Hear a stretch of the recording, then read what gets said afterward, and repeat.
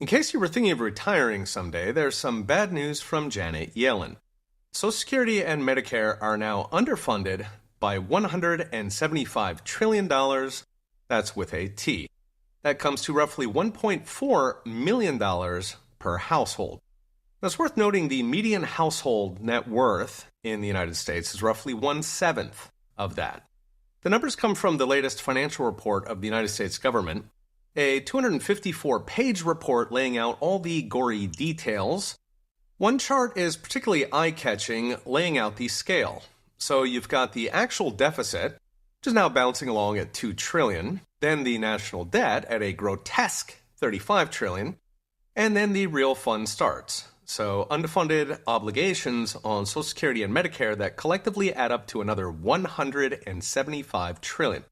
So what happened? Simple. Politicians stole every penny that went into Social Security and Medicare, replacing them with IOUs, government bonds, like Indiana Jones, plopping a bag of sand on the altar. So it turns out that was a large amount to steal. Social Security and Medicare together account for over a third of what the federal government collects in the form of a 15.3% payroll tax. Your company actually pays half of that, so you pay twice what you think you do.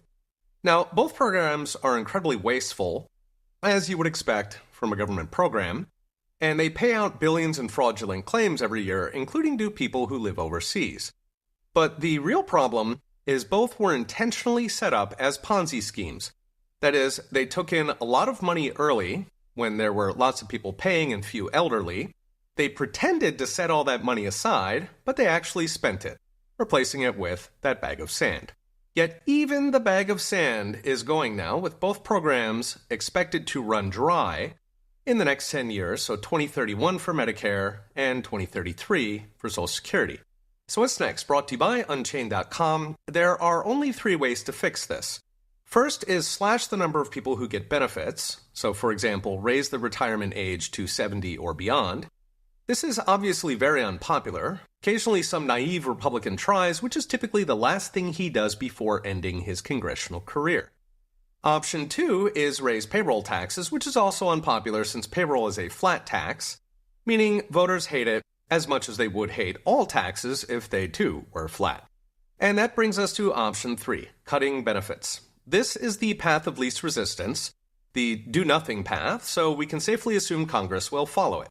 Concretely, that means whatever benefits you are expecting, slash a huge chunk off that. So analysts are already expecting a 23% cut within a decade when those fake trust fund sandbags run dry, and then it keeps going. They will cut off the rich first. Of course, there aren't that many rich, so they'll quickly move on to slashing Social Security checks and Medicare benefits for the middle class. So you'll keep paying every step of the way, but you won't get much back. This will throw millions of Americans back on their own savings, which, of course, are draining even faster than those empty government promises. Okay, we'll be watching. See you next time.